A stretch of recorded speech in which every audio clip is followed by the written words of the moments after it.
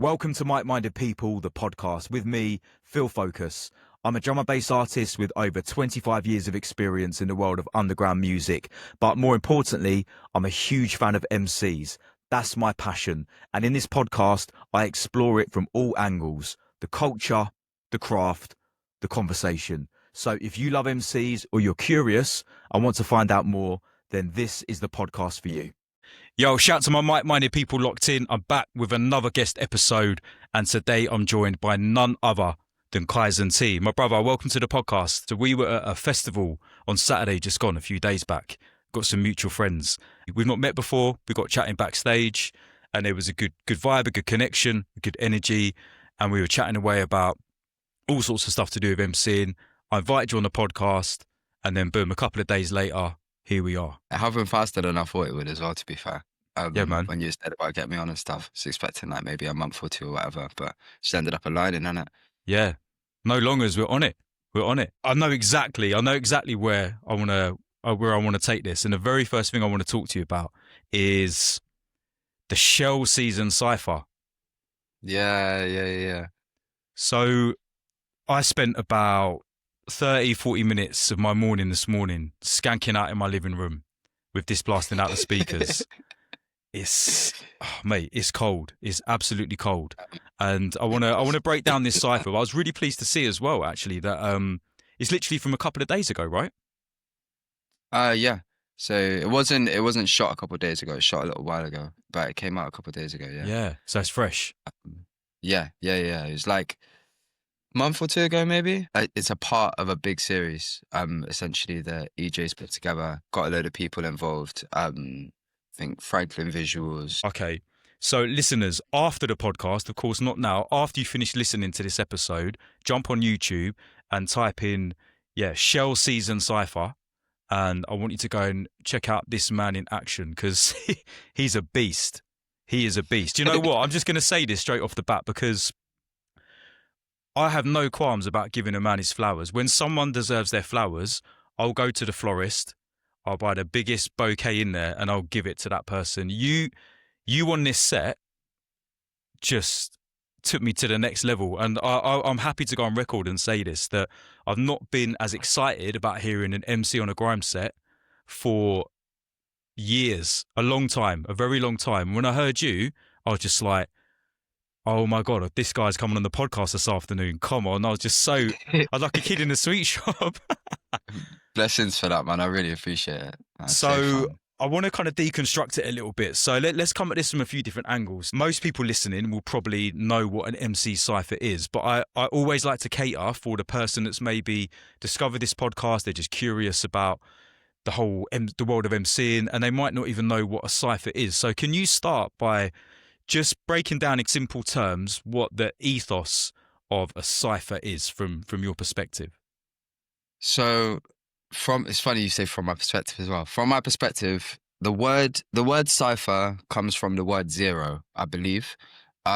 So it's essentially where it started in like hip hop culture, with breakdancing and when MCing was first coming about, and people would kind of stand in a circle, whether it be the crowd that was the circle or the actual people involved that were the circle, and then people would either hop into the middle of the circle and be breakdancing, or they would be MCing and like passing the mic around. And I think that I think it started more so with breakdancing, to be honest with you, but they were the same circles, same kind of happenings, parties. And then as more people began MCing, I think that a cypher became kind of about passing the mic around rather than there being one party host. Yeah. And yeah, I think that it kind of started to bleed into battling and things like that as well. But I haven't done my research. There's a definite like b-boy element to it, isn't there? Yeah, for sure. It's just kind of like hop in, show your skills. And that's interesting. I've never heard that before. Cypher, you said it's related to the word zero. I believe so, yeah. That's mad. Yeah, where do you hear that? Is that just something you've come across like in your, online or something? I've never heard that, man. That really interests me. Yeah, my head's full of like weird, just weird facts. Wicked. That's good. That's good. But I'm not sure where I clocked it from. I probably heard somebody speaking on either a podcast or doing a lecture or something like that, and then was like, oh yeah. Just I find it to be a cool word. So Yeah. when I heard that it meant zero, I think it had some sort of like spiritual historical context to it. The people that came up Numerology, with the maybe word something zero. like that. Possibly, yeah. Yeah. I think it came about. I think it came about sometime around when like people were coming up with the word zero, but Okay. I'm not 100% sure. It's like it might be Latin or something. I don't even Yeah. know. So a Grime Cypher in 2025, as is this session that we're talking about. Break that down for the layman. Like, I find it hard to imagine, but let's just imagine someone has never seen a Grime Cypher. How would Mm, you describe it to that person? okay, so when you're rapping, it's like rhythm and poetry, and it. People say that grime is different to rap, but I think that you rap over a grime instrumental. Um, you're essentially you're trying to show your poetic skills and your rhythmic skills within the circle of people. So it's almost like a competition, but there's no winner per se. Um, I think maybe something akin to capoeira, where there's like there can be a little bit of a competition element, a little bit of like a me versus you thing, but it's also a bit of like a dance at the same time. Yeah. And you're trying to show your skills, show what you're about, show who you are as a person, what you represent, where you're from, all of these kinds of things. Essentially, that's the essence I get from it, anyways. Mate, that's sick. I love the way you've broken that down to capoeira. So capoeira. Capoeira is the Brazilian. It's a Brazilian martial art, isn't it? But it's almost Yeah. disguised as a dance. That's how Mhm. I kind of Mhm. understand it. Yeah, yeah. Yeah, man. That's sick. Yeah, there's definitely that element of competition, but also, I suppose each cipher could be different. You could get ciphers where the competition element is super high, and there maybe is a bit more aggression involved, possibly. Although that would be veering into more like a clash or a battle. So maybe we'll come onto those things, or maybe that's a different definition. But yeah, camaraderie and competition almost sit next alongside each other, don't they, in a cipher? Yeah, man. Yeah, for sure. So where was this recorded? Like in terms of the geographically in the country, what is it? Are these all MCs from a certain area? Where did you film this and do this? So more than anything, it's MCs from the southwest. I know that Limbs is over near London. But yeah, I think it was mostly MCs from the southwest. It was recorded in Bristol. And the other MCs that are on the set, you just mentioned Limbs.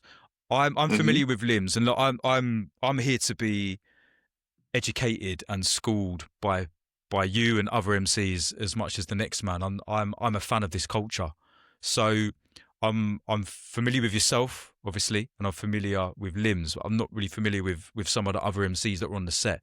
So I've downloaded this set and I'll be listening to this in the gym over the course of the rest of this week to get up to speed. But are there other MCs on the set, people that you work with regularly? Have you, linked up with them before, or are you all in a room for the first time together? How does that side of it work? So for the most part, I'd met all of these people for the first time. So the people that I did know that were there, I knew Cuff from before, Pab, MC, and I knew Limbs. I believe that's it. I'm trying to think about it now, but I believe that that's everyone. Everyone else I'd met on that day. We recorded all of the freestyles, um, the little videos that we did for them. We did a shaping grime cipher as well, and then recorded that cipher all at once as well. It's the first time I'd ever heard these artists, heard them do their freestyles, and then like obviously collaborated on the cipher as well. Okay, so is there other stuff to check out from that session then? Is there other bits and pieces that I can dip into aside from the... There definite there definitely will be. I don't think that there's anything else out just yet, but if you check out some of the stuff on Shell Season's Instagram, they're pretty active at the moment. Sick. And they'll just be firing out stuff non-stop, clips. And then I believe that the actual freestyles are going to start dropping within the next month or so. Wicked. So, yeah, so that'll be dropping pretty soon as well. Mostly on the Instagram, I think that's where they're going to be Okay. most active, and TikTok as well. Okay. Right, trust me, after this, I'm definitely going to be getting on IG and following Shell Season. So listen, this will make you laugh, right? But I don't know if people can see this on the camera. I'm holding up my pad. You can't see it. But I wrote this, right? I don't do a lot of research for these podcasts. I'm not here like Googling or Wikipediaing people before we chat to them. But what I do is listen to people's music. I feel like that's the best way for me to get an insight into them as an artist and also like a bit of a glimpse of them as a person, right? But so this is what I wrote down. Kaisan T, Shell Season Cypher, okay?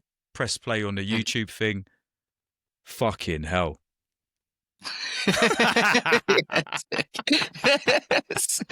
And then next to it, 1 minute 20 seconds. Because that's the bit. Like, yeah, you're just going in. You're just going in off the bat. I think I'm happy to stand corrected. I think you're the first. I think you kick things off. Yeah, I think you kind of like intro the set, and I was just like, raw. And then I probably dissected this. You can tell I'm a bit of a geek, right? I'm proud of that, by the way. So yeah, 11 minutes 30 seconds through to 13 minutes 30 seconds, 2 whole minutes. You just go crazy, and you get 2 wheel ups. It's just game over. Oh man. Have you watched it back? Do you watch these sets back? Have you checked it out yourself? It's weird, yeah. I try to check stuff out enough, but I also kind of avoid it if I'm not in the headspace to watch it at that point in time. Because I'm like, you're always your worst critic, your own worst critic, kind of. So I remember it quite well, but I haven't actually gone all the way back through it. I've like gone through, watched glimpses. I watched the first 10 minutes, but I haven't been through it for the most part. Yeah, I need to go back and watch it properly because it looks crisp as well. It's looking sick. I mean, I totally understand. We'll come on to that, the worst critic thing. I get that. I don't particularly have a great desire to listen back to sets that I've been on. My mentality around it is this. I don't know if you can relate. It's like I don't choose to not listen back because I don't like what I do or I can't stand listening to myself. It's not that. It's more that was a moment in time. I've done my bit. It's now out there for the listener, for other people to enjoy, and I don't feel the need to necessarily listen to it. Mm-hmm. Do you know 100%. What I mean? There's nothing like experiencing it in person, is there? Yeah. So you can relive the experience to a point, but for me personally, I feel like when I'm watching stuff back, I almost feel like an athlete watching their game footage back. So like I'll get quite analytical. I'm like, oh, I could have done this better, could have done that better. I like that. But yeah, I don't experience it with the same immersiveness as I did when I was there. So it just doesn't provide the same thing for me. Yeah, that word spot on, man. Immersive. Yeah, I feel that. Well, from a fan perspective, obviously I'm sitting here in front of you gassing it up, but the set is cold. And there were so many bits that I could have, or not bits, so many bars and wordplay and the flows that I was just locking in on. But there's one bit, I just wanted to mention this because like I was just like, rah. There's a bit where you do this slow motion thing. You say the word slow motion, but you slow it down in the process, in the delivery. Yeah. It's just crazy, bruv. It's crazy. And also, right, I'm going to say this. This is no disrespect to the other MCs, right, at all. But I'm just focusing on you. You can just tell there's a vibe. There's a vibe in the room. This is my perspective on it as someone who's watched it this morning. That when you're on the mic, people are like, they know some mad energy is going down. And that's not taking anything away from the other MCs. Everyone that I heard on it sounded cold. And I love hearing all the different flows. And in this MC thing, everyone's a different character and not everyone is meant to sound the same. There's one Kaisan T, there's one Limbs, there's one everyone else, you know what I mean? But yeah, I just think you stand out on this set because yes, there's bars, yes, there's flows, but there's something deeper about it, like the energy behind it. And I wrote down, we're gonna play a little game. It's not really a game, but I'm just gonna call it a game. It's gonna call it the P game. So I've written 3 words that begin with P down, okay? And this is my kind of very intuitive, off the cuff deconstruction of watching your set. I hope you don't mind me like dissecting this like I am, but no, it's good fun, man. It's good fun. So yeah, there's 3 words I've written down, and there was a few more I could have written down, but I've gone with these 3. They all start with P, and I just wonder if I say the word, say the word to you, maybe you could see what it sparks up within you, any thoughts or reflections or views you might have on how I'm dissecting this. So the first word is patterns. Yes. So essentially, when I am writing and reciting, there's this weird thing that happens. Sometimes it makes me feel a little bit crazy, but it's not like it's like a bit of a visceral thing. I don't know how to explain it. So like I'll be reciting my bars, and I'm almost seeing the bars geometrically, like the way that they fit into the pattern of the beat. And because I dance as well, like I can almost feel the lyrics that I'm spitting at the same time.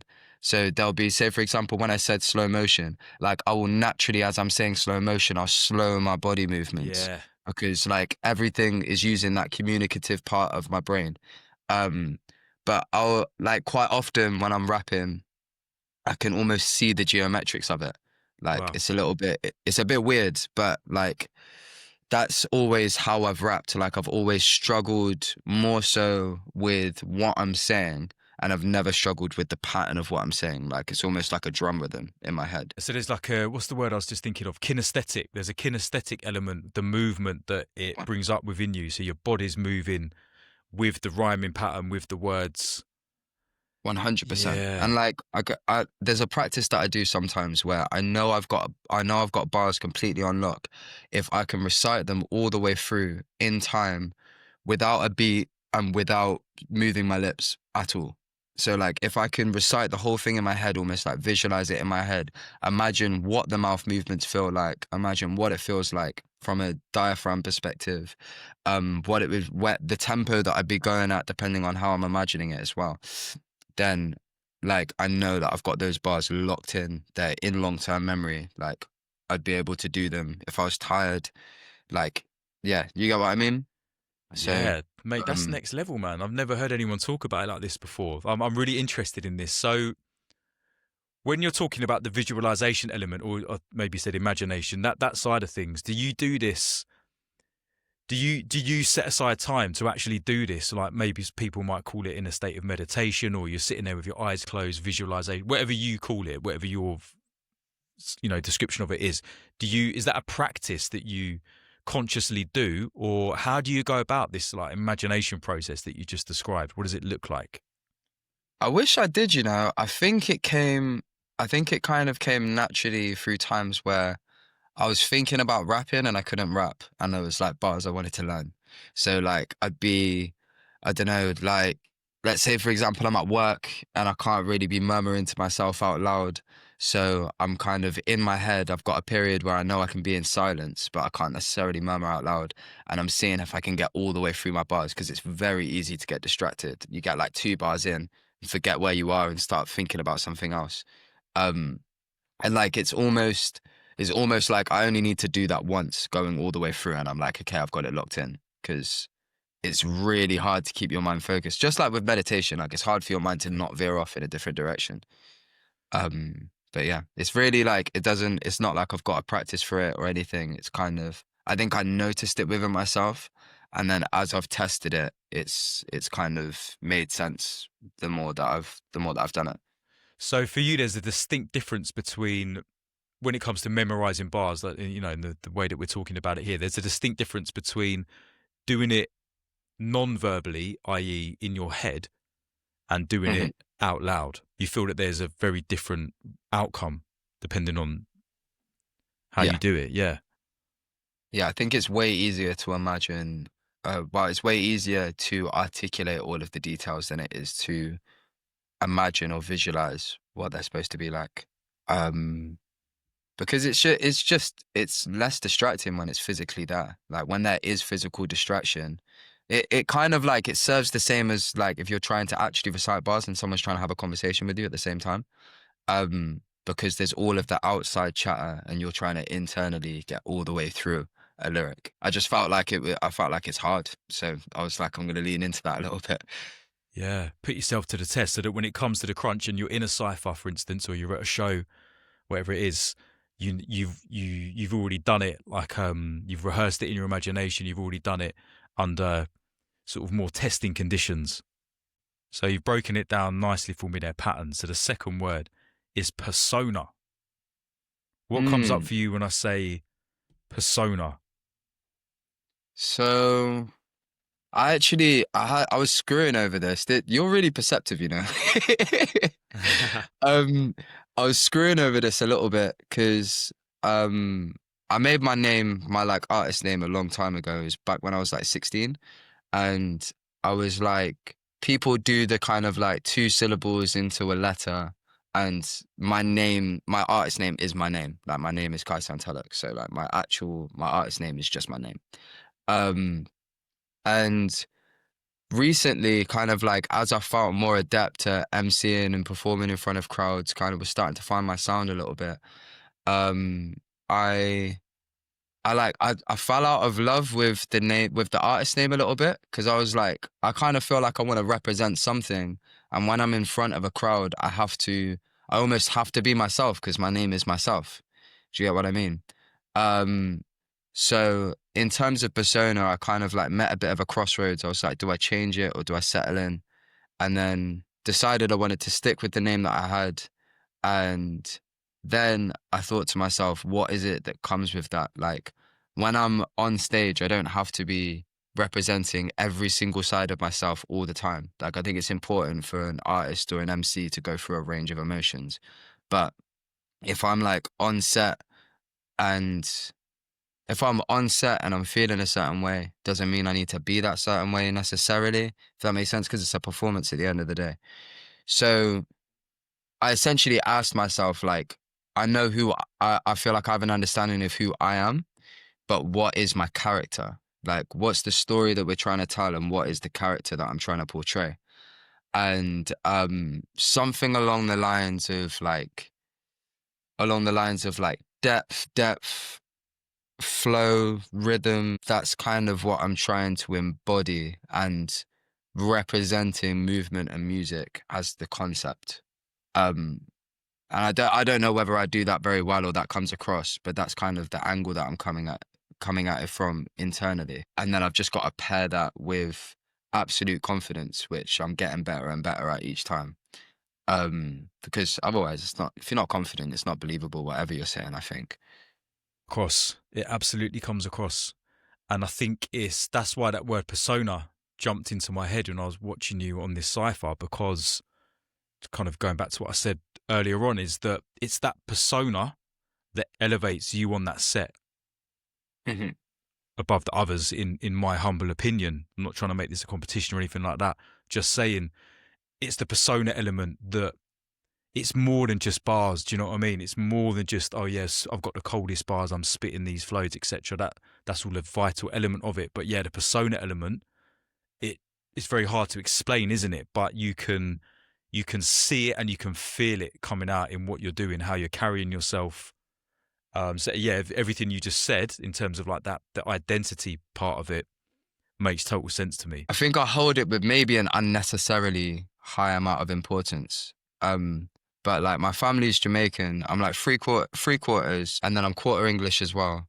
But when I look back into my heritage and stuff, it's so much of it is based around this like sound system culture and representing who you are through music and these kinds of things.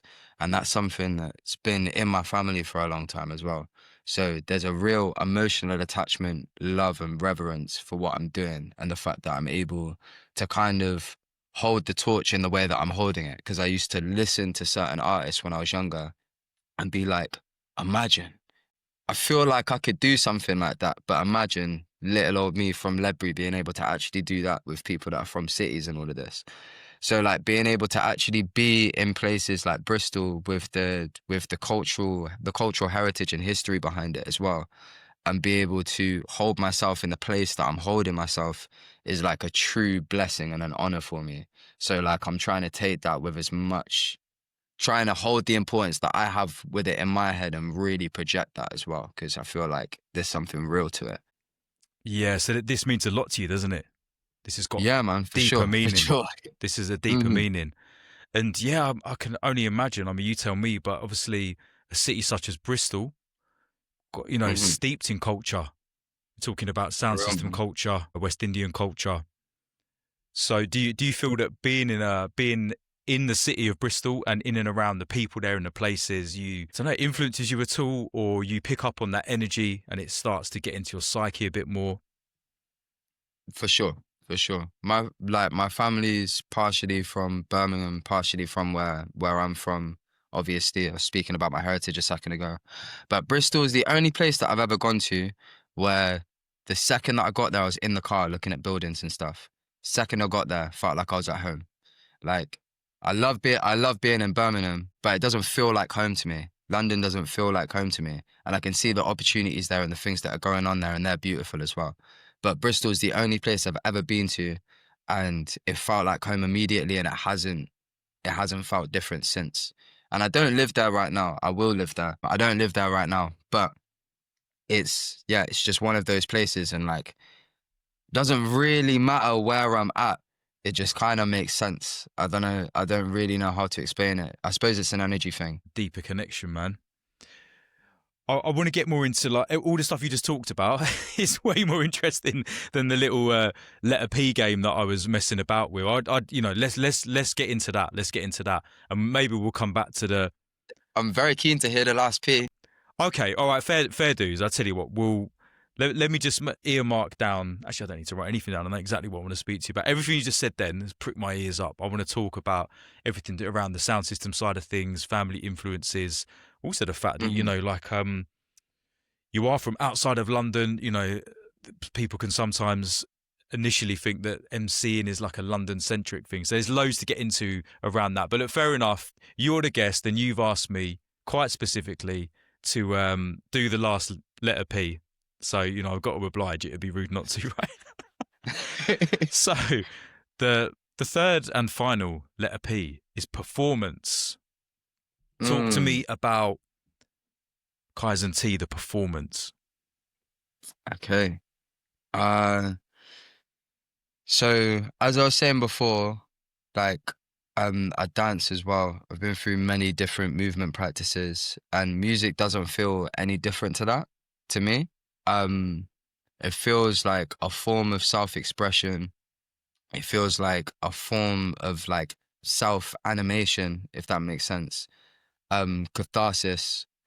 So I think not to like be bossy or anything like that, but I think I'm a natural performer. Like that's something that it feels and has always felt comfortable for me. I used to have stage fright when I was younger, but I loved performing. It was one of my favorite things to do. Like when we had school plays and stuff like that, I absolutely loved it. So yeah, I think that I just want to be as in the moment as I can be. There are times where I've been performing and all I'm doing is thinking about other things. And I think it's a practice of like being able to share the perspective of being completely immersed in something. Like the more immersed you are as a performer, I believe the more immersed people are as the consumer as well. Um, Yeah. Staying present, being mm, present. So there was a time when you felt distracted and not very present, and now you've been able to change that. So how have you gone about that? um, it's a good question. I think effort and time are definitely two huge factors. Like kind of having my head consciously in that space. It's almost like you play a sport for the first time. You might be thinking about what you're having for dinner. It feels difficult, all of these kinds of things. And the more that you get with it, the more you can kind of lock into it. Um, and just like allowing things to be fun, I think is like a Oh, really mate, big thing. absolutely, man. Yeah, that's the nail on the Um, head. Yeah. Carry on.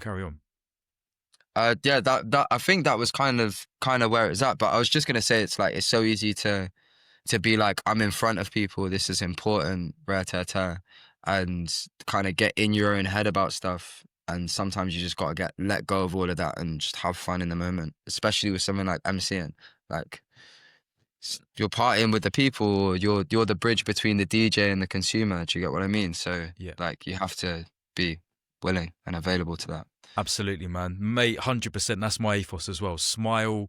It's not that deep. It's not that serious. We can have fun Mm. with it. And also there's an element of you talk about this in one of your tunes actually. I wrote the words down, but letting go of the ego side of things as well, right? Because maybe sometimes Mhm. that ego element, I've got to look a certain way, I've got to be a certain way, can become a blocker for being present in the performance. Massively. Yeah, massively, massively. I could, by the way, what you were saying about how your ethos is around performing as well, I can see that in you massively. Yeah. Like you just seem like a big bubble of fun when you're performing, man. It's sick to see. I remember seeing you when we had that show in Cheltenham, and you were like up on top of behind the rig because we were getting quite a lot of feedback in front of the rig, and you were just up there, hands out the whole time, spraying to the crowd, and everyone was having a great time. You could see Wicked. you'd really set the tune. No, big up, Um, man. I think the reason I had my hands out is because I was trying to steady myself and not fall off, because I was pretty much had to stand on the windowsill. So that was probably so that I didn't just yeah. fall over. But no, big up, man. Yeah, but I didn't used to be like that. You were saying how you've changed as a performer, as an artist. I'm the same. I used to turn up at like Renegade Hardware shows, I don't know, 6 years ago maybe, and it Mhm. was like, yeah, I've got to have my black. Don't get me wrong, like there's still an element of me that enjoys stepping into that persona that I'm about to say. But yeah, I've got my black tracksuit on, hat down low, got to shell out all the bars about Killer Soundboy, this, mash up the dance, and all this kind of thing. And I Mhm. still love all that, but the difference now is that I can do it and have fun with it, rather than like I felt like I was trying to, almost looking back, I was trying to prove something, probably to myself, and it was all a Yeah. bit too serious and a bit like, the ego. Basically, what happened is what we've just said, is that the ego was it had taken control. It was too. There was no flexibility. It was all a bit stiff. Mhm. You know. Mhm. Mhm.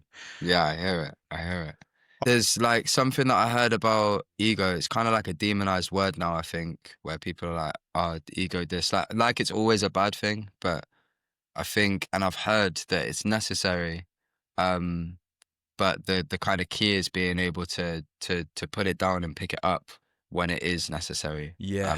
When you want it, when you need it, and that's kind of what you were alluding to there, like what you were saying about kind of feeling like you had something to prove. Mm. Felt like you couldn't drop that.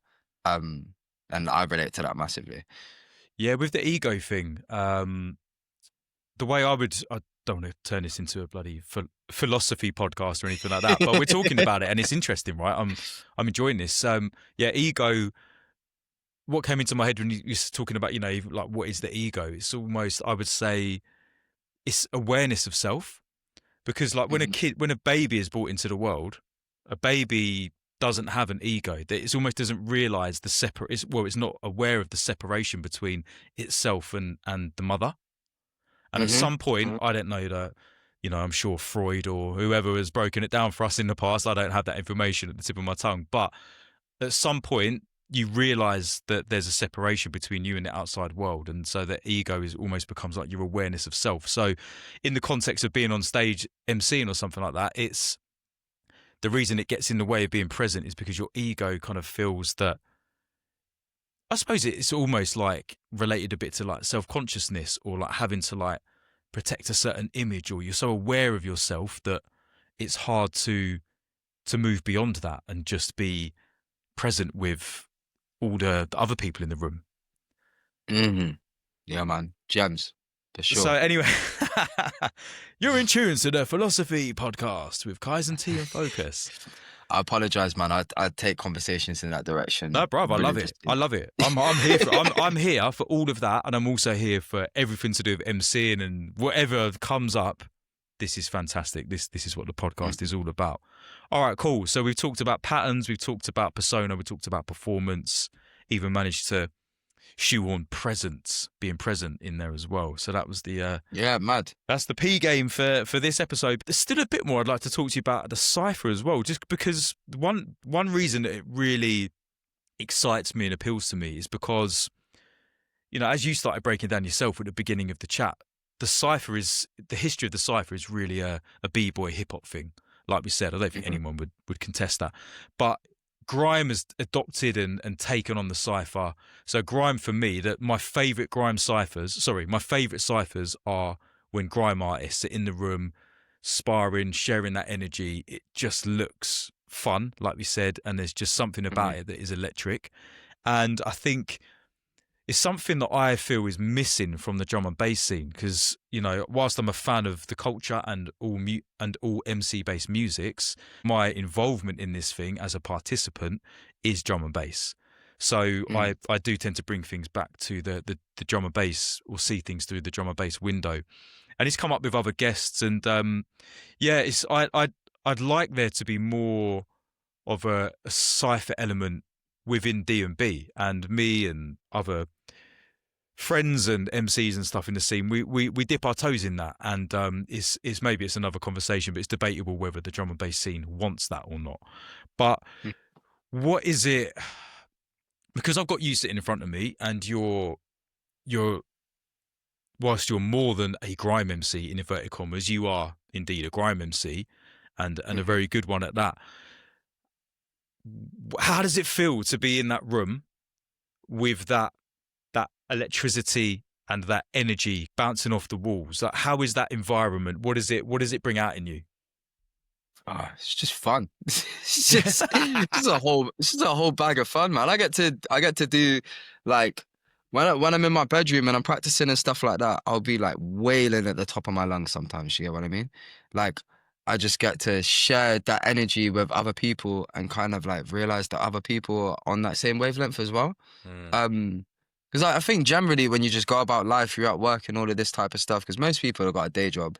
Like, you almost start to get to a point where you're like, I'm different, or like not in a good way necessarily, just like, like they don't get it. It's not, people don't understand it. And then as soon as you're in a room with a whole group of MCs, you realize how everyone is on that same wavelength. You get what I mean? There's a certain unity to it. I don't really know how to explain it, but it's just energy, like bouncing around the room like a pinball. It's sick. Yeah, man. I don't think you need to, rather than even try and explain it, people, like I said again, just to reiterate, listen to this episode, then go and watch the cypher, because it's a great cypher in itself. It's also a great example of what ciphers are to the culture.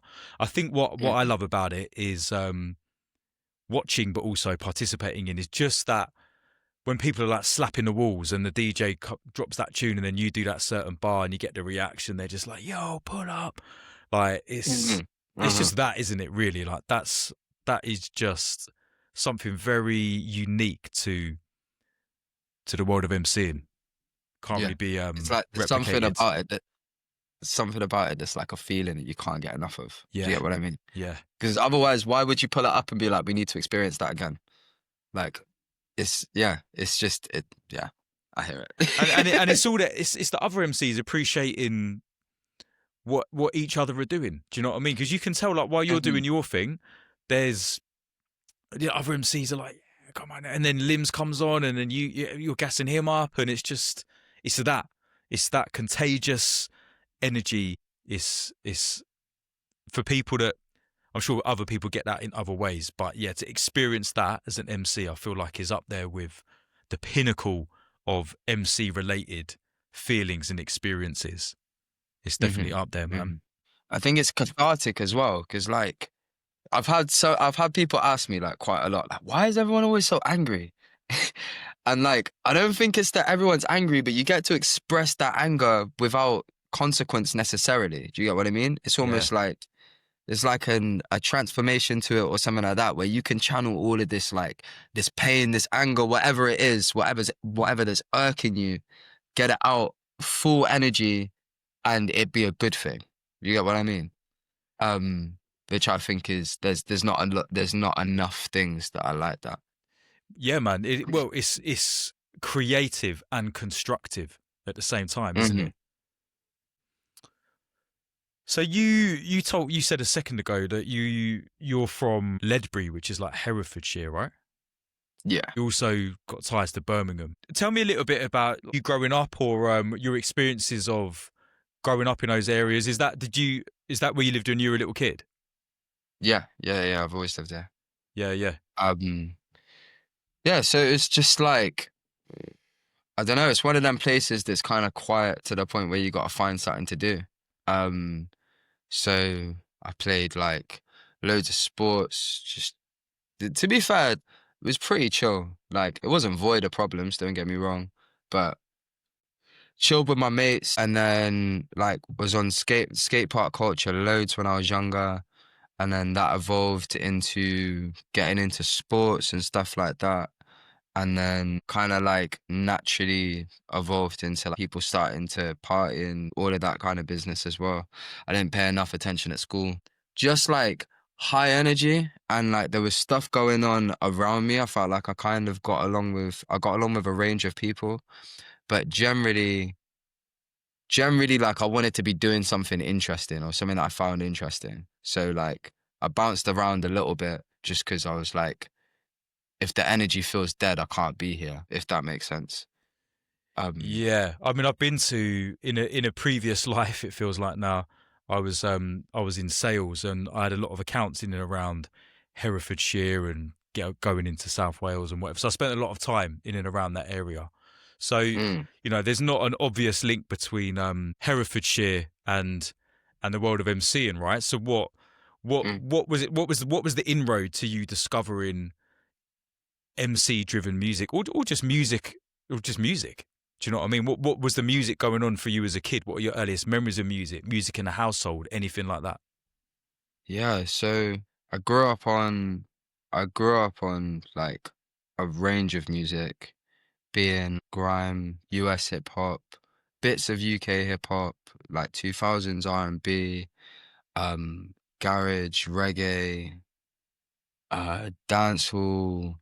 Like my granddad on the one side, like listened to a lot of Queen and things like that as well. So there's just like a mad, and then everyone at school listened to like people like Red Hot Chili Peppers, and my friends introduced me to some drum and bass bits when I was younger as well.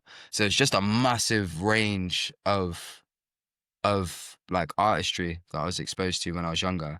So like I was always passionate about it, but I never necessarily had an outlet for it. So when the party scene kind of came about, I'd already experienced like a decent amount of house parties and stuff, just like shubs going on with the family and that, where people were actually partying and enjoying themselves. And then like when the party scene kind of came about, I was like, this just makes sense. Like I don't necessarily assimilate with the music as much because I wasn't really into electronic music so much then. I discovered that.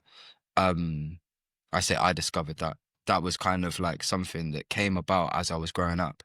Um, but yeah, started to discover things like dubstep, drum and bass, jungle, all of these things as I was partying and having good times with my friends. And kind of fell in love with that side of music as I was becoming an adult. So are these house parties in and around like the town where you lived? Is that what you mean? Are house parties that people were having? Nah, like my mum and my nan throwing parties. Oh, okay, like in the family home, Yeah, like right, okay. yeah. What are people with I DJing and stuff, or like what was it like? Painting a picture of the scene for me. So it was more like playing out CDs and things like that, like loads of Beanie Man, Sean Paul, like dancehall I can't even remember. I'd recognize but can't remember off the top of my head. Um, Buju Banton, Sizzler. And then like bits of 2000s R&B as well. And I just remember like everyone used to just have a good time. There'd be more people there than I could recognize. Felt like borderline uncomfortable, but like also like, just kind of like, this is interesting. What's going on here? Everyone's acting differently. Why is everyone so happy all of a sudden? Um, like all of that kind of business. I remember being like, I was just chilling with my friend, like we are just playing with toys. And then this is when we were like 8 to 10 years old or something. I remember my mum was a little bit tipsy and came over and was like, get up, you gotta come dance, And then that I couldn't really dance at the time, but I just tried to do some break dancing in the middle and stuff. And then yeah, it's just like it's real fun memories that I have like in the family home. It's kind of like I learned how to party before I ever partied, if that makes sense. Mate, it sounds Um, amazing and very different to very different to my family parties that were going on in my childhood. Wow, that sounds much more exciting and yeah, far better music. I think if we were lucky, someone was playing a bit of Cliff Richard or something like that. My dad might have been checking for some music. Actually, do you know what? That's doing my family a disservice. Like there was good music in the household, but yeah, it certainly wasn't like a full on on party vibe. So yeah, so you were around music from a young age, and that those type of vibes were just normal to you. Mm, mm. It So wasn't like super regular as birthdays and stuff, but yeah. So who introduced you to? You said when you were kind of reeling off all the melting pot of musical influences and music you were hearing as a kid. Who introduced you to the grime side of things? my dad. Yeah, Okay. it was my dad and my older brother kind of had like access to the internet and stuff and was discovering kind of pockets of grime that I hadn't heard before as well. So he's like 5 years older than me. So my dad had like numerous CDs, like had like some of the old Wiley CDs, Kano CDs, some of the mixtapes as well, Gets, P Money, JME, Skepta. And I would just sit in the car with him when we were driving somewhere. And I just ask him bare questions. Like, oh, when they said this, did they mean that? Like, oh, who's this? Why do they rap? Why do they rap with this accent and other people rap with that accent? Why is it so fast? Like, rat-ta-ta, just ask him loads of questions. And then I remember asking him if I could have the music somehow. And then he got me an MP3 player and I started listening to all of it by myself and learning all the lyrics and stuff to all the mixtapes and that. So Who do you remember who you were most drawn to? Like if there was a couple of MC, I know you've reeled off a list of like legends there, but was there anyone you particularly felt drawn to? if there was one person above everyone else, had to be JME. Oh, for real? Yeah. Cause yeah, man, cause there was this element of egolessness where he was like exposing, like, you know, like he's got certain bars where he's chatting about people always being angry in their songs and stuff. Like Yeah. it was questions that I had that he was like answering in a song. And I genuinely like, I got to a point where like I would listen to him every day on the way to school. And I felt like I was learning more about language, communication and things of that sort than I was learning in my English classes. Because I was listening and I was learning all of the lyrics to them and then starting to understand what they meant because I was reciting them over and over again. So like it was real instrumental to the way that I thought about music, I feel. And then there are other artists as well, like I think Kano, Gets and Wiley, the Gets and P Money clash as well. Like huge, like they felt monumental. I thought they were as big as like Jay-Z and people like them when I was younger. Yeah, man. They are. I Mhm. fully, I mean, in my mind, they supersede anything from the US because it's homegrown, isn't it? It's just so much like Yeah. it's connects with it in a different way. Yeah, that clash was sick. I might dig that out actually. I remember buzzing Mhm. off that at the time. Was your dad playing you Who do you, any? Go on. who do you think won? Oh, mate. Do you know what? It's not fresh enough in my mind. If I was just going with my intuition, I actually feel like P Money took it. But See, it's a real split one. It's a if real I split listen one. back to it, I might change my mind because honestly, I can't remember the flipping. There's a tune, one of the Gets ones, where he talks about something to do with Paris, isn't it? Paris. Oh, I can't remember the hook now. But Yeah, they're I think I both remember what they're you're on both about. amazing. Obviously, they're both amazing. Both very clever with the bars. Both. I think when it comes to clashes, I think that's a good matchup. That's it's an even match. Like you just said, it could go either way. hmm Did you I think it was a few years or a while after that, but when on Lord of the Mics, P Money clash Big H, did you check that one? I think so. I'm not sure. I can't remember because if I watched it, I would have watched it at the time and I would have been really young. Yeah, there was a bit of Uh, controversy around it because obviously like, all these things are built around hype and stuff, and I think it's the first one where Jammer sold tickets to go and see it live, so there was a small audience, or up until anyone that's not familiar with what we're talking about, Lord of the Mics clashes are like a legendary grime clash that Jammer put together, and a lot of them were initially DVD based. But this particular one, and he was very, very, very, very successful. It's like a legendary thing within the culture, and some of the biggest names in grime kind of cut their teeth doing these clashes. But yeah, this Lord of the Mics that I'm referring here is where he sold tickets and people could go and there's like a live audience basically. And I just remember there being a bit of controversy around it because P Money. I mean, look, I feel like everyone agreed that P Money like absolutely smashed Big H really. But the controversial bit was that Big H like just had a set repertoire of bars, and then he just stopped. He was like, "No, I'm done." Like where P Money was like, "Right, next round, like we need to go into the next one," and Big H was like, and then he said something on the mic along the lines of, "Jamar, if you want me to carry on, you need to pay me more money." And it was this whole thing around it at the time. That's why it's controversial, because P Money was coming up with like freestyles and boom, boom, boom, and all like much more sort of personalised clash bars, like going in. And whereas Big H was kind of did a few little bits like that, but more so doing his rave bars, and then just kind of stopped and just said, "No, I'm done." Where P Money was like going, and it was just like, check it out, see what you think. Yeah, man, I have a look back. So did your dad play you any pirate radio sets? Do you have memories of like hearing, aside from the albums and the tracks that them artists were doing, like pirate radio sets or radio sets of these artists in a cypher? That, you know, we talked a lot about cyphers today. Do you remember hearing that side of things? So that was kind of more so like the stuff that my brother was on. So my dad had seen all of them and stuff, but it's not like he was sitting and watching them regularly. So like the CDs and stuff were on in the car all the time. But then I'd like sit down with my brother or just like listen to what my brother's listening to. And like he'd be listening to loads of like F radio and like the freestyles and stuff that everyone's remixing into like soul grime tunes now. Yeah. Like those bits as well, where people are just on the street, like there's the one of Jeremy and Temps spitting in the snow and stuff like that. Yeah. Like all of those kinds of bits. Like Risky Roads and Practice Hours and all the, again, legendary DVDs. Like the DVD thing was big at the time, man. Yeah. Okay, so your brother had the pirate radio sets, and yeah, the F radio, man. Jeez, that's one of the best ones. F radio 1, was it 2? It's the one where it's Ghetto's birthday. I realised listening to that, he's got the same birthday as me.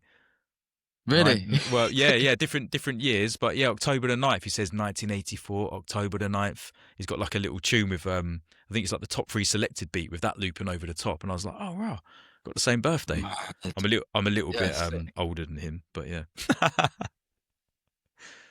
Yeah, man. Yeah, that's sick.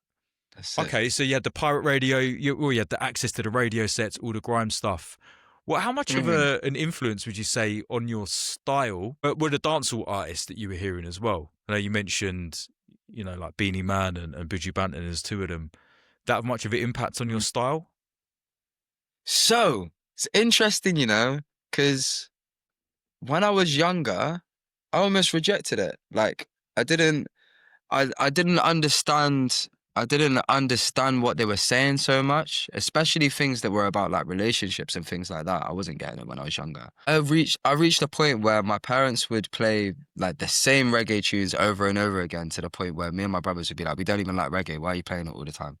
So like it kind of like got to a point where you get to a certain age, and then I'd start playing tracks and I'd be like, I feel a bit silly now. Because you start to kind of realize the kind of the artistry that's really coming through, and the way that it's informed what came later as well. Like Buju Banton is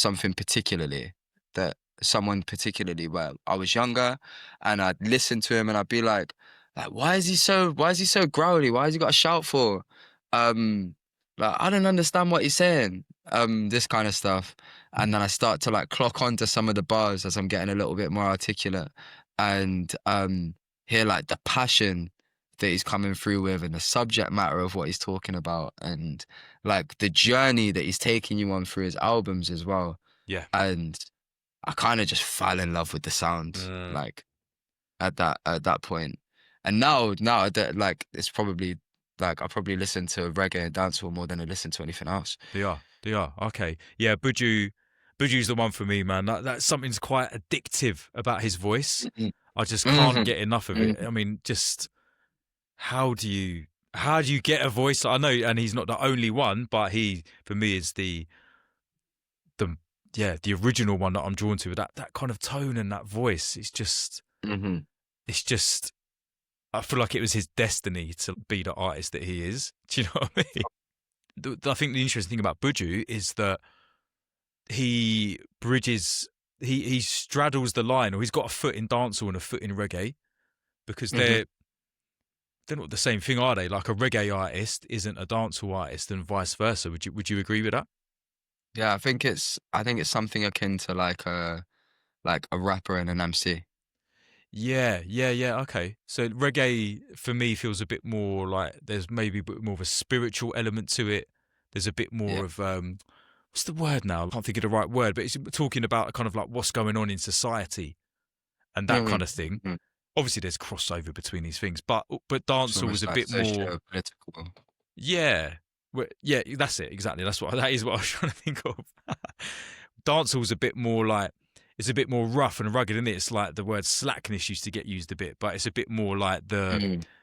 the drugs, the guns, the. It's I suppose yeah. Is that what you kind of meant? Maybe dancehall's a bit more like the gangster rap of the world of reggae music. You know, used to people maybe would call it ragga back in the day or whatever. Mm. See, I was thinking about it a bit different, to be fair, Yeah. because Okay. what you Yeah. just Tell what me. you Tell just me. said then really blurs the lines in my head now. Because I was thinking dancehall is almost a bit more similar to MCing, like the energy would be completely different live. And it's kind of like dance energy. Do you get what I mean? Or like your the message isn't necessarily as important. It's more so the energy of what's Mm. going on. Um, and then with like, say for example, you've got artists like Nas and people like that was what I was thinking of when I was alluding to reggae. But what you said just completely crossed the wires in my brain. So Yeah, like, I I'm mean, not I'm too I'm sure not now. necessarily going to take credit for it, although it does. I think it more or less encapsulates my opinion on it. But I listened to a podcast of Buju talking, and Hmm. the host was saying to him, "What is the difference between reggae and dancehall?" And the way that he broke it down was really interesting. But yeah, you know, some artists are very much dancehall artists. If you take someone like Vibes Cartel, like he's Hmm. dancehall, right? I wouldn't really call him a Hmm. reggae artist, but equally, of course, like you could put him in a reggae box and it wouldn't look out of place. But you know, listening to a Vibes Cartel album is completely different. You know, obviously the most famous and loved reggae artist of all time is Bob Marley, right? So if you want to know what Hmm. reggae sounds like, that's Bob Marley. Obviously, there's tons and tons of other artists and skews on reggae.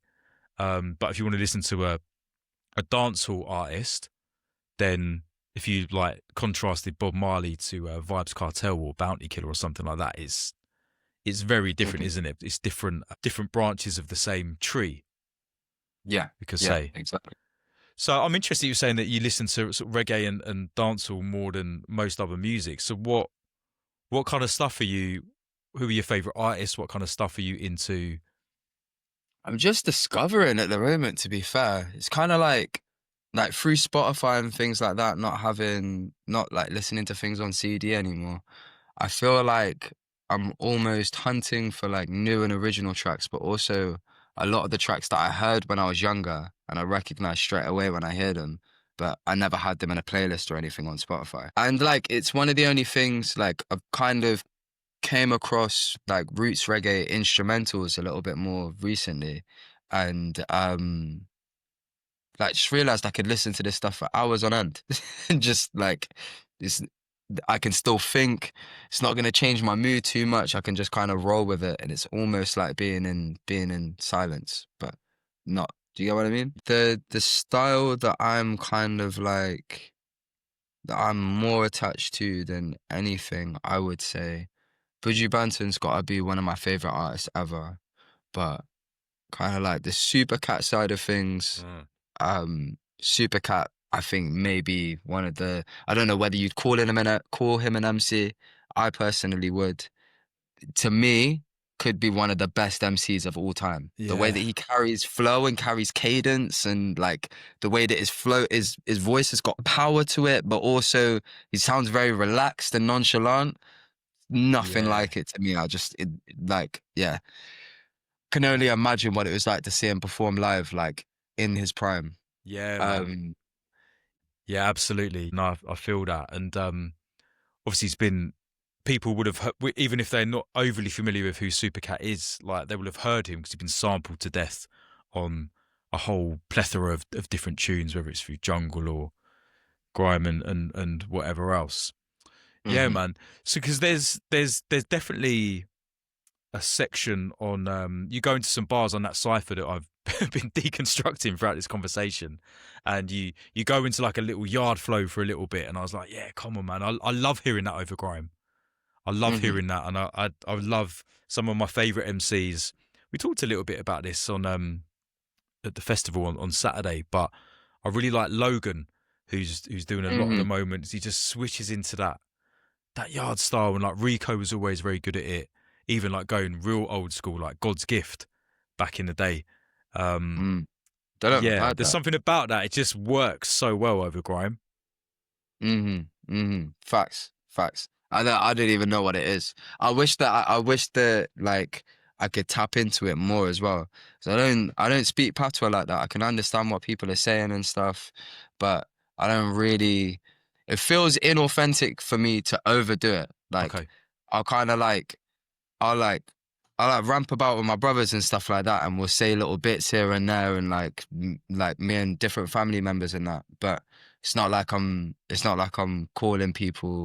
calling family out in Jamaica and having a full conversation in patois or anything like that. So I try not to over delve in it because it feels a bit inauthentic. But at the Yeah, same yeah, yeah, time, like it's there. So it's kind of like you'll hear a splash here or there. yeah, man. I like that. Yeah, splash here and there, little splash, and then that makes the listener want more. Do you know what I mean? If it's not the if it's not the sole focus of your style when you do it, it's like, oh right, that bar there was just stands out. Yeah, that splash. Hmm. So at what point did you pick up the mic? Like, what's your first memories of going from being the kid that dances or hears the music at home to actually getting involved as an MC? So I went to a youth center when I was 9. There was like this youth club that happened. And this guy was doing a rap workshop, like rap and grime workshop, and it just felt like it almost felt like it was meant to happen, innit? But me and my older brother went, and we were barring at the same time. So he was what, like 14, 13, 14.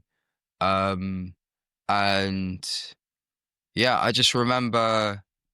Like I'd listened to quite a lot of grime and rap already at that point, and like I knew certain tracks like almost all the way through and stuff. But I didn't know what I was rapping. I just knew the kind of framework of it. And I remember we had to like write an actual rap or write a 16. I can't remember it like how exactly it was happening. But I remember writing and then being like, as the guy came around, just being like, "Is this okay? Is this okay? Is this okay?" And he was always like, "Oh yeah, yeah, yeah, yeah, yeah. That's it. Yeah, that's it. Yeah, that's it." And then by the end of it, I'd kind of like wrote the whole thing, bits that I'd gotten stuck with in terms of like fitting the rhyme in syllable wise or something like that. I remember he'd helped me with as well. But then we'd gone through it, and like pretty quickly, I could rap the whole thing all the way through, and I still remember it today as well. Um, and I remember we did like a little cipher, and me and my older brother like did our bits. Everyone else that was in the room did their bits as well. Um, and it just felt right. And I remember him being a little bit surprised that I'd gotten through most of it by myself, because like I think I was one of the youngest there as well. Um, and then I didn't really write again after that. I remember I wrote something maybe when I was like 12, 13, and then didn't really finish it. It was just an idea. And then when I was 16, um one of my friends basically dared me to write a rap in a month, and like basically was like, "You can't do it." And then because I was telling them about this experience I had at a youth center, I was like, "All right, cool." And then wrote like a 3-minute track within the week or something, and then recited that back, and one of my closer friends heard it and basically kind of like forced me to carry on to carry on writing, and was like, "You have to show people, like we're going to the table, you're showing them all right now." Would stop the table and be like, "Kaisan's gonna rap," and then make me rap in front of people.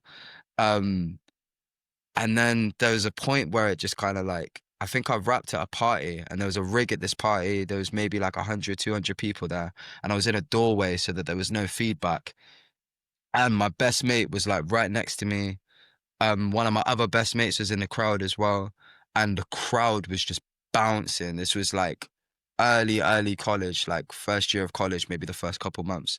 The crowd was just bouncing, and from there, I was like, I'd already been writing a bit, and I found it fun and stuff. But I was like, yeah, like, yeah. I don't know if I can. From there, I was kind of like, I was sold on it. I really wanted to try and do it more.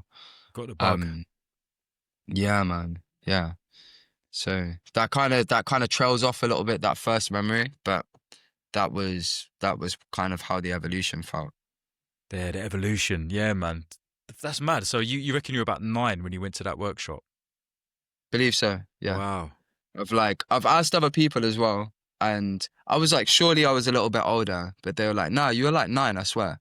Because I've asked like my mum and my brother and stuff like that, because I'd been saying 9 and was like, is it actually 9? Like, Yeah, was it yeah, yeah. older?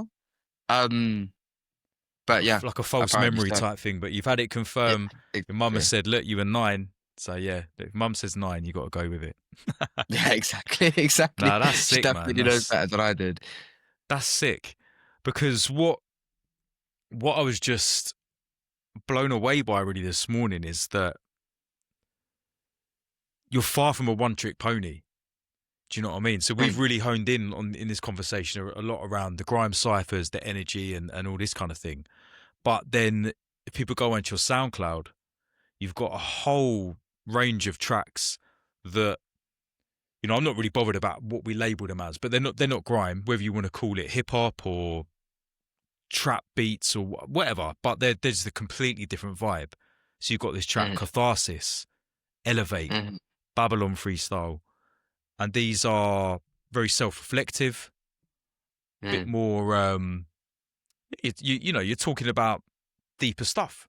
Do you know what I mean? mm. These aren't tracks made for the Clash or made for the Cypher.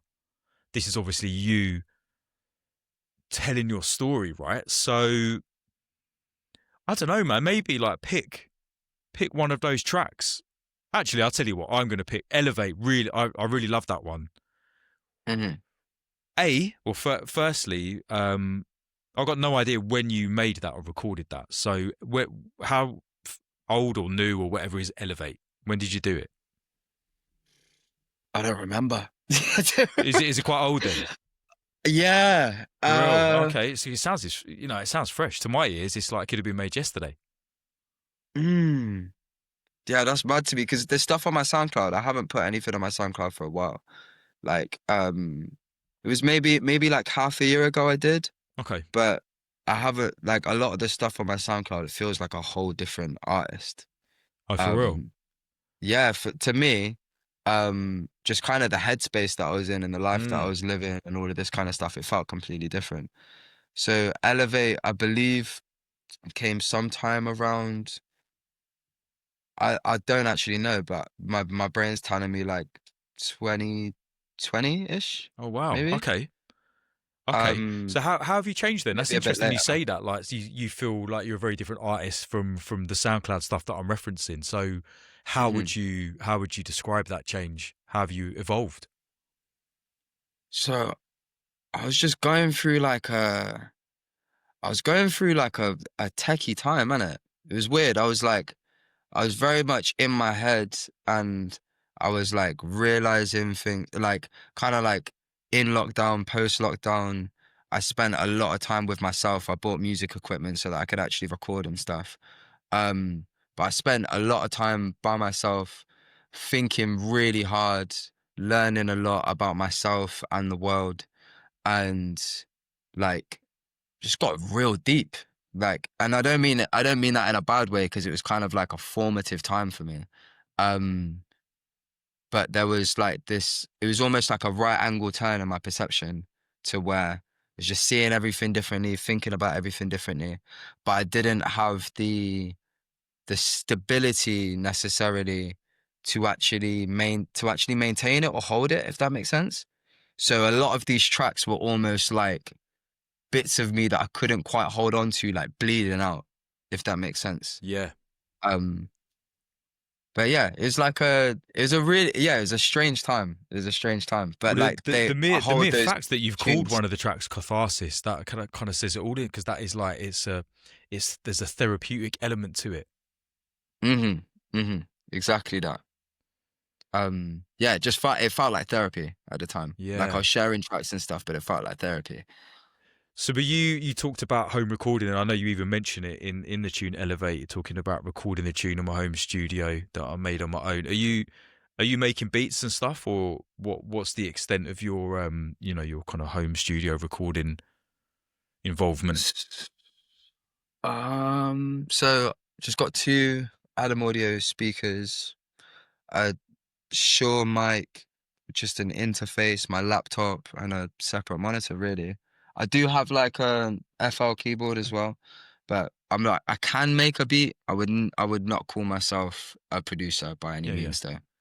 But you're Um, I- self-sufficient in the sense that you can record your freestyles, your tracks, and so you're focused on recording your vocals and doing your yeah, bits and for sure. pieces. Yeah, yeah. For sure. I learned to be able to speak the language. Mm. Like if I'm in the studio with a producer and stuff, I was like, I'm fed up of asking for like it to be more airy or bubbly. Do you get what I mean? Like I want to be able to speak the language to a producer and be like, I want more distortion on that, or let's try this with the beat or whatever.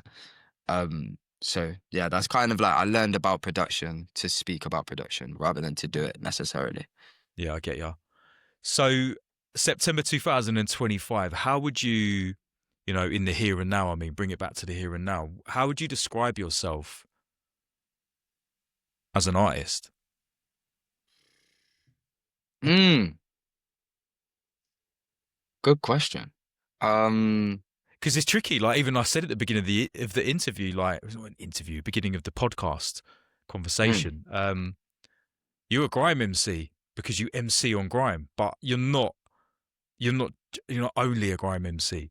Do you know what I mean? I've mhm, heard you rapping on different types of rap, and some of the I understand you said some of these tracks on your SoundCloud are quite old, but there's some like funky beats on there. There's some rap stuff. There's some trap beats. Obviously, mm, we've got some mutual friends in people such as the Dub Brothers. Big up them guys. yeah. Then you got a foot in the world of dark, deep, minimal D&B as well, right? So do we even need to label you? Do we even need to do that? So where are you at? Like what's your vibe this year? So how I'm feeling right now is there are there are experiences I've had through music and ways that music has helped me, and like the way that I've been able to like connect with people. It's almost like a lot of my life as it is today has come through this music scene and like the love for music. So I'm just trying to share that experience with people. I don't think I would necessarily pocket it to a genre too much. Like I've definitely spent my time in the dojo when it comes to 140. I've always been accepted by the minimal soundscape as well. I think maybe because of the subject matter that I naturally lean into. Um, so now I've kind of like I've taken a bit of a step back in terms of creating, and I was like, where actually am I? Like while I'm doing these performances and stuff, where am I? And I realized like I want to be in within the the kind of bass music sphere, like lean into the MC side of stuff more, not necessarily lose my artistry, but like 140s, dark garage, minimal, jungle, like throw me some techno. Whatever it is, I just want to be able to lock into the vibration and share that with people, be the bridge between the crowd and the DJ. Do you get what I mean? Yeah, I do Um, get what you mean, and I can hear that. You know, I can see slash hear you on all them styles. And why do you need to be locked off to one genre? This is it's something I was thinking about earlier. I was going to mention to you. Like we're from different eras, right? Right, we're different ages. Um, a lot of my musical heroes, let's say. mhm. Hold on, let me start again. Back in the day, I feel like it's fair enough to say that people, obviously, there's always an example that goes against what I'm about to say, but back in the day, people tended to be, you're a jungle MC, you're a drum and bass MC, you're a garage MC, you're a grime Mhm. MC. Then of course, like things sort of mesh together a bit more. I feel like in 2025, and for younger artists like yourself, fresh, exciting younger artists, genres are no longer that important. Yeah. It doesn't really matter. Do you know what I mean? And I think the whole thing about, so what kind of MC are you, is not really that relevant to you. Like for me, like I would describe myself as I'm a drum and bass MC.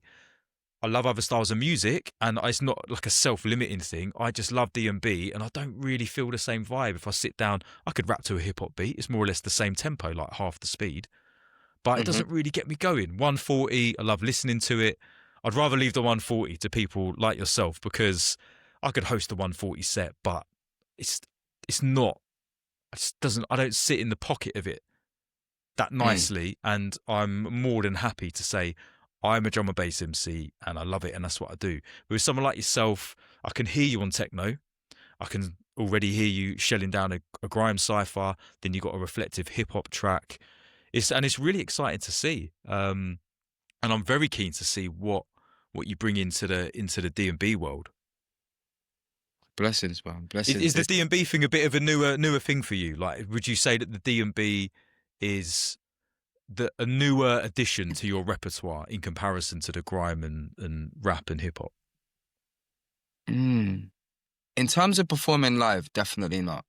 In terms of my attentiveness, my attention to it, my attentiveness and things like that, I haven't I haven't given it the dividends that it deserves.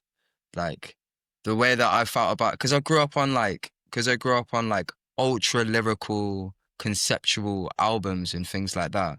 Like I'd hear drum and bass and I'd be like, it's too loud. Mm. It's too loud. I don't know what the MC is talking about. And I've grown to love it through having good times with it. And then it's only been more so recently in terms of like being able to apply myself to it that I've been like, I need to really start to lock in on what's going on, because there's some nuanced and acute things that I'm just not paying attention to. Like I'm blocking myself off from it through arrogance. Um, so I've kind of like, now it's really and truly, it's been since this summer. I've purposely not wrote much this summer, and I've been like, I'm gonna give it the attention that it deserves. So it's not a new thing, but I haven't tapped in like I should have. Like, and I feel almost bad about it as well. I feel like, yeah, I feel like my arrogance has really blocked me off from some beautiful things within the drum and bass sphere. Do you get what I mean? You said the word arrogance twice. Like I don't fully understand your use of the word. Like why is it arrogant? What's arrogant about it? Like, just being like, I feel especially uncomfortable saying this because I know you're a drum and bass Nah, MC. play, mate. So There's like, no holds barred. I won't be offended. I promise. coming from the 140 space and like the hip hop space, being like, drum and bass MCs don't even say anything. Like, there's no lyrical Yeah, ability there.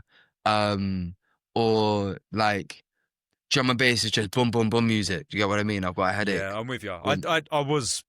It's going to sound like I'm just saying this now, but that my guess would have been something along those lines. I understand what you mean, Mhm, but I wanted you to clarify. I don't think that's arrogance. I think maybe, I don't know, man. Maybe just been exposed to the, well, look, like you're entitled to your opinion, like that could be the case, like from your perspective. But I get the feeling you're not saying that. It's the case of maybe you've just been exposed to a certain sound, and there's mhm, other sounds out there as well mhm. that would give you like a different, glimpse into a different kind of vibe. Yeah. And like a lot of the music I was listening to live, like especially when I was younger, that made me feel that way was, I'd be like, it'd be like I'm not a massive fan of jump up. Like I enjoy it and I understand why people like it, but it's never assimilated with me. And like it would be like heavy jump up sets with MCs that are like, they they fully assimilate with the jump up vibe, and like their energy aligns with that, but maybe not the best MCs as well. So like, because there are jump up MCs that I've seen and I've been like, what the hell? These guys are incredible. And then minimal MCs as well. Quite often, I'm like, I fucking love what you're doing. I don't know if I'm allowed to swear or not, but I'm Yeah, like, you I can love what swear, you're doing. of course you fucking can. Yeah, I'm like, I love what you're doing. So it was kind of like, I think that because I wasn't the person that was like into drum and bass when I was discovering the sounds, I was kind of getting brought into spaces by other people that love the sounds.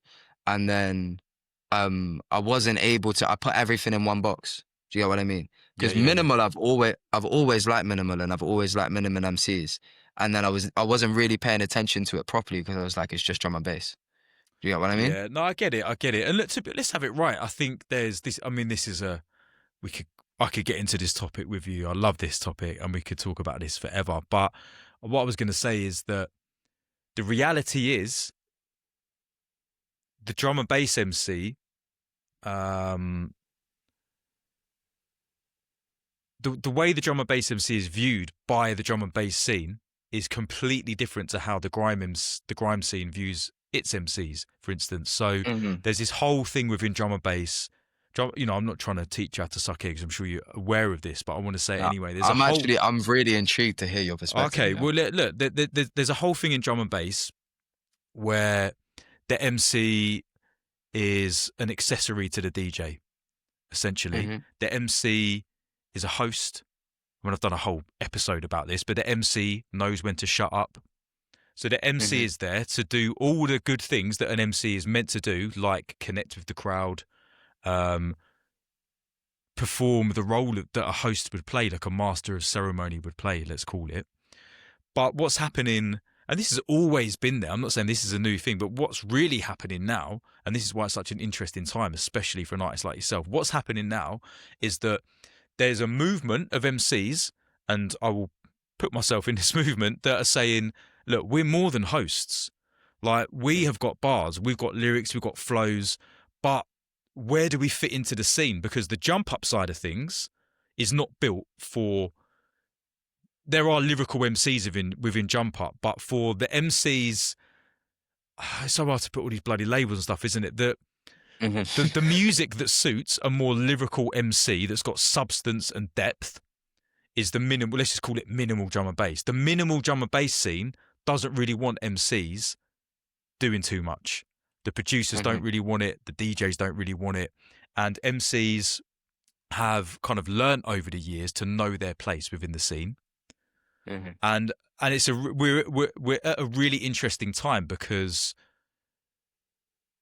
there's artists coming through now that are getting some real traction because they've come from other scenes like grime and hip hop where they're viewed as an artist and held up as an artist, and now they're coming into the drum and bass scene.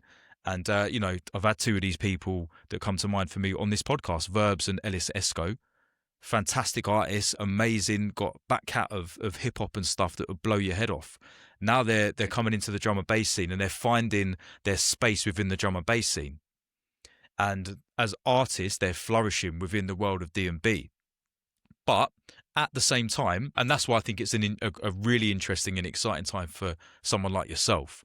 Honestly, I think this is the time now to find your foothold in D&B, however that looks and feels for you. That there's opportunities for sure. But at the same time, the weird juxtaposition is that there is almost something happening somewhere, and I'm not saying it's some kind of conspiracy, it's just a fact that there's also people, promoters, whoever these people are, let's just call them people, who don't really want the MC involved anymore. So you're seeing another side of drum and bass where they don't want people on the mic. They're not even booking MCs, or the MC is being told, like, we only want you to speak 3 times during this set. You're only allowed to hype up the crowd when we do the clip for TikTok and all this sort of bullshit. So it's just a weird time. It's almost like where grime celebrates its MCs, and really, let's have it right. I know, as ever, bloody caveat stuff. There's examples of the contrary. In grime, the MC is the main feature, really. The MC is at the forefront, but D&B is kind of like the flip of that. The DJ's at the forefront. The MC is meant to know his or her place, but things at the same time are starting to change, and there's always been people that have pushed it forwards. I just think now we're at a important, pivotal moment, maybe, where the people that really want to push it forwards are going to have to step up, and the people that just want to kind of toe the line and maintain the status quo we'll continue to do that as well. Anyway, I don't want to go off on a massive rant here, but I hope that makes sense and that kind of gives you a flavour of where D&B, the MC and D&B sits at this moment in time.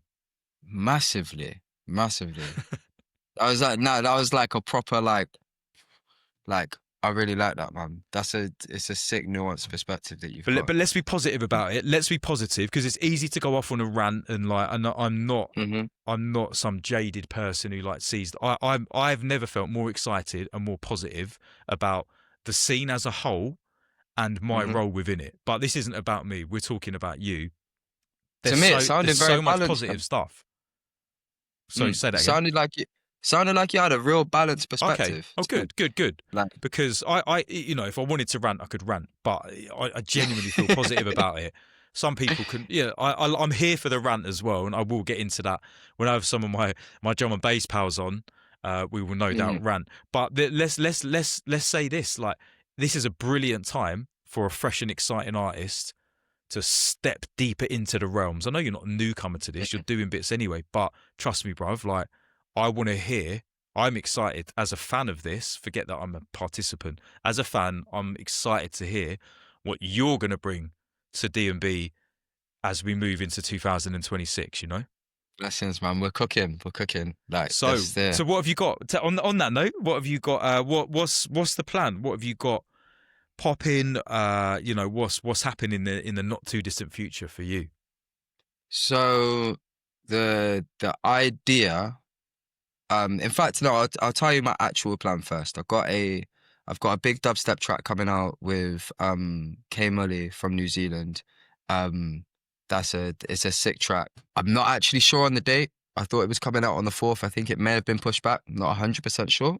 But that track made it a little while ago. It's already done. It's done the rounds a little bit. So yeah, hoping that'll do quite well. And then got an EP on the way with a lead single, incredible music video that's been shot for it as well.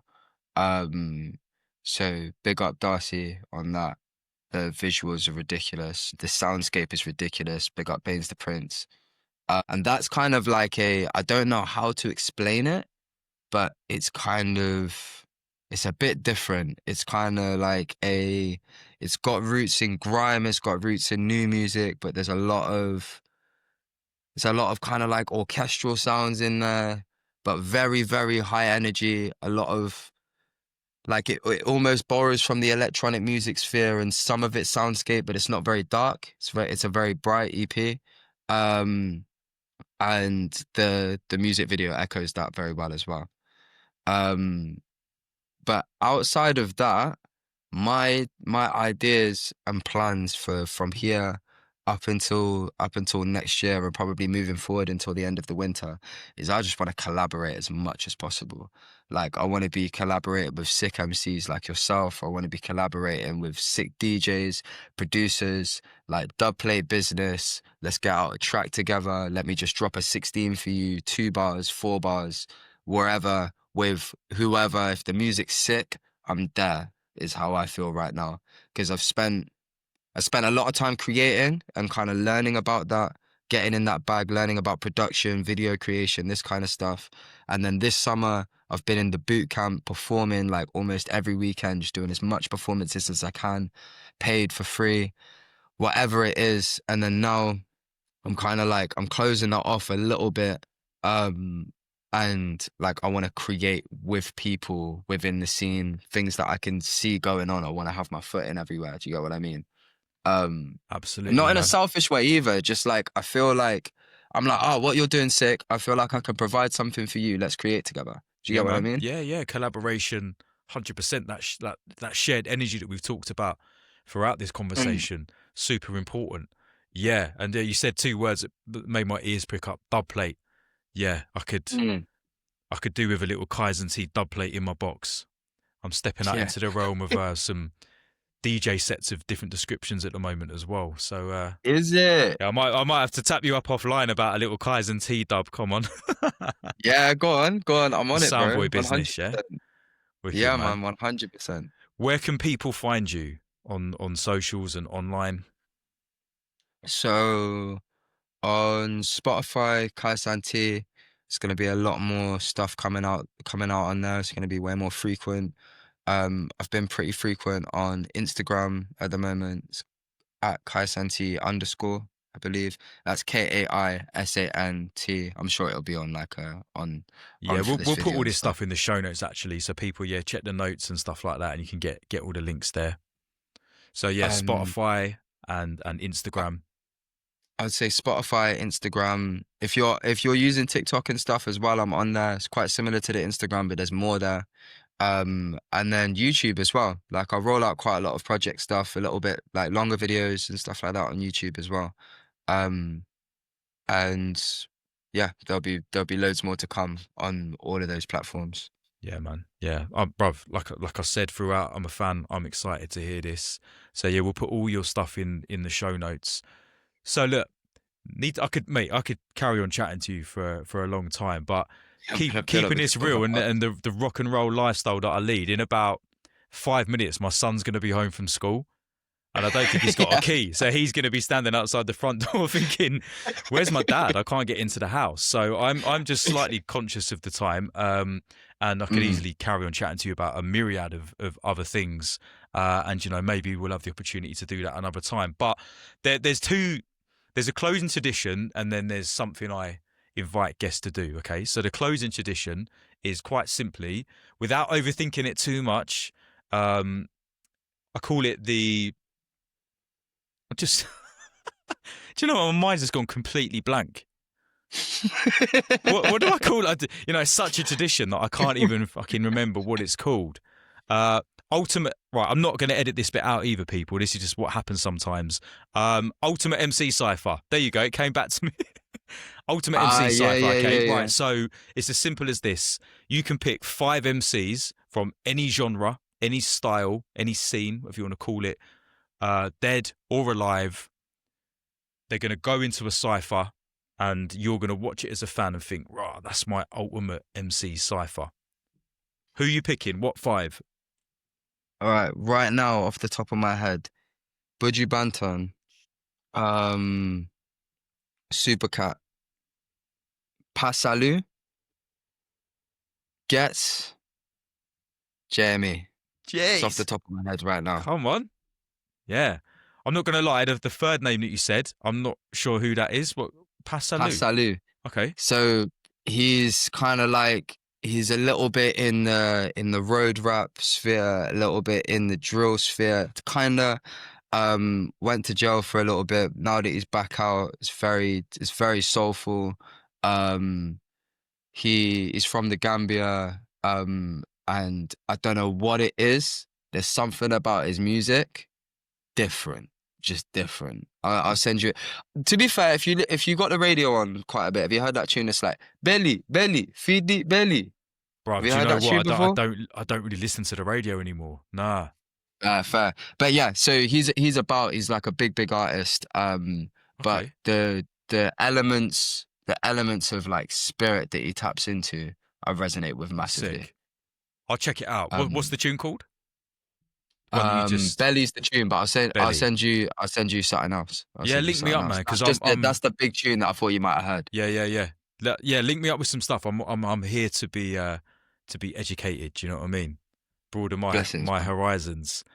No, that's sick, man. Okay, yeah, and I think you're the first person that's put some sort of dancehall artists in. A lot of the ultimate ciphers I've had off some of my guests have been quite a lot of American MCs, like Eminem's crept up quite a lot. Grime MCs. So yeah, I like the way you've come in with the Super Cat and the Buju as well. That's sick. So yeah, man, Mm. thank you for that. I know Can't believe I it's didn't hard when say you get put Busta on the Rhymes spot. then.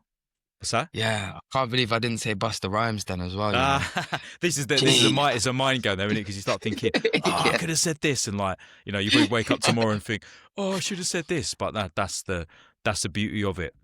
And then yeah, I invite my guests to just spit an a cappella, 16 bars a cappella. Would you be open to doing that? Yeah, man. 100%. Sweet. So, um,